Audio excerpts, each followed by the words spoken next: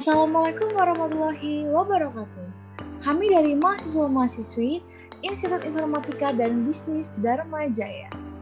Video ini dibuat untuk menyelesaikan tugas kelompok di mata kuliah Sistem Informasi Manajemen dengan dosen pengampu Besti Liliana SHMM. Kami dari kelompok 5 terdiri dari 5 orang yang masing-masing bekerja sama untuk memenuhi tugas ini. So, langsung saja, ini dia video presentasi kami.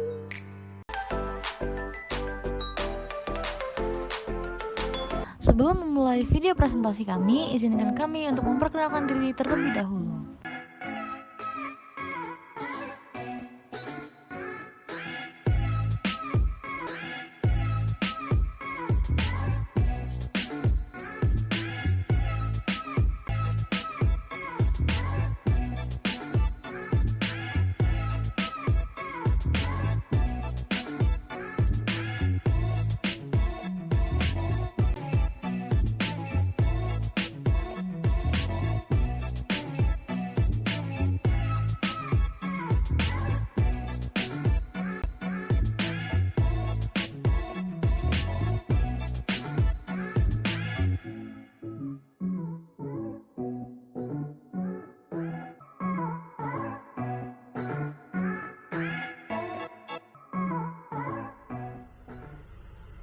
Meningkatkan proses pengambilan keputusan.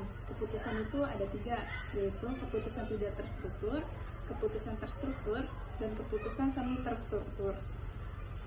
Keputusan tidak terstruktur adalah keputusan yang mengambil keputusannya harus memberikan pertimbangan, evaluasi, dan wawasan untuk memecahkan permasalahan.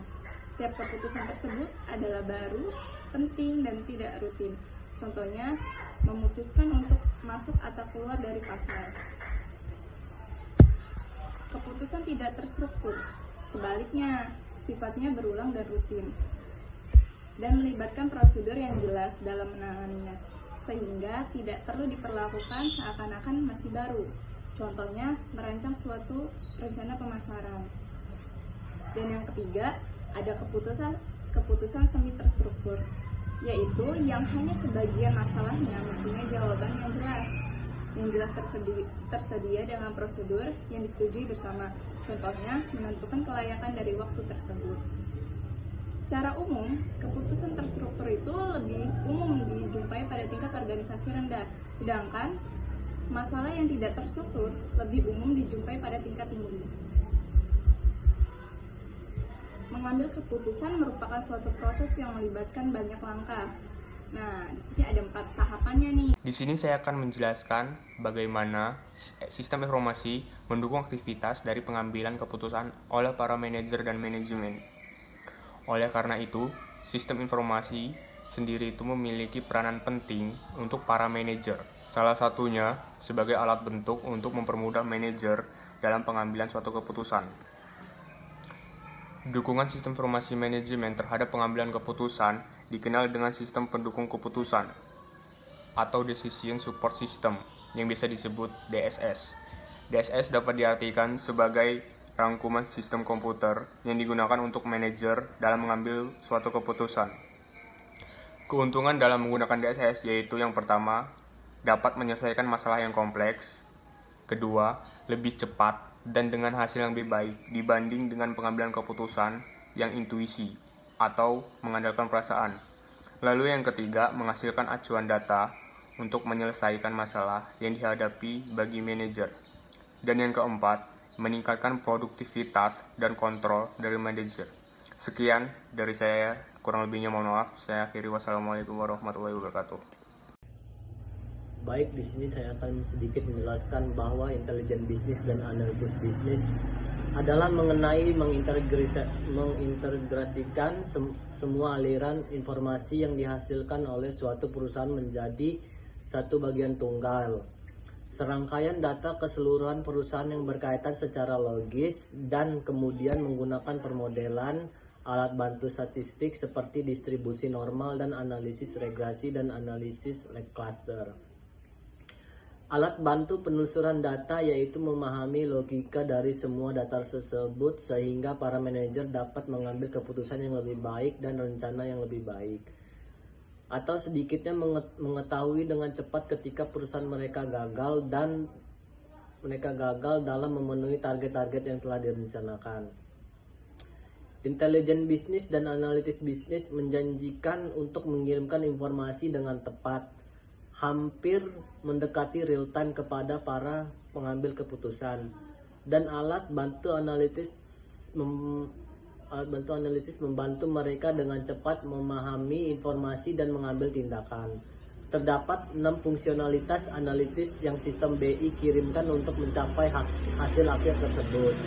Yang pertama, laporan yang memiliki parameter. Yang kedua, dashboard atau scorecard.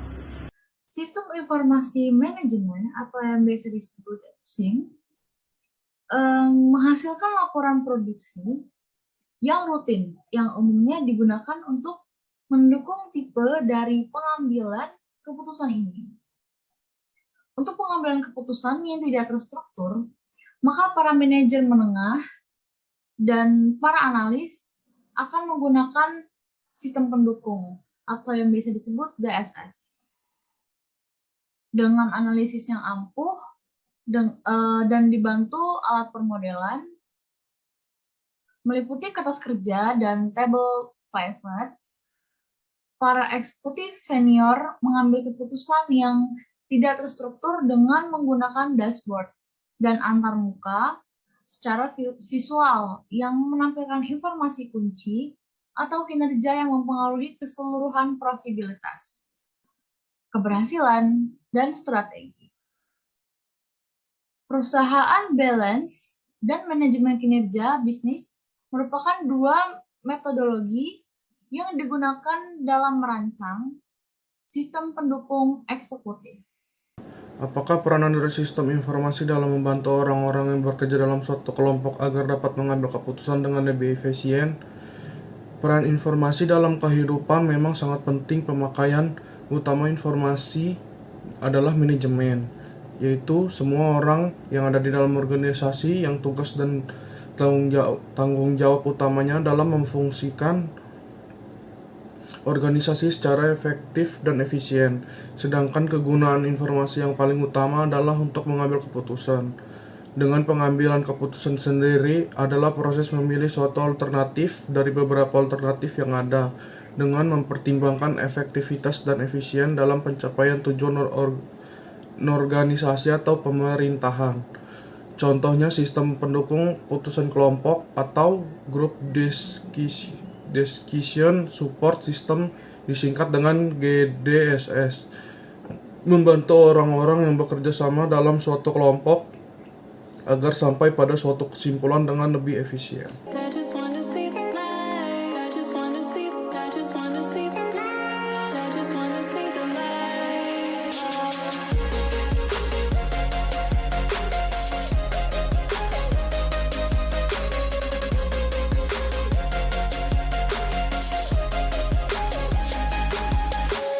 Even if it makes me blind, I just wanna see the light. Breathe in, leave it all behind. I just wanna see the light.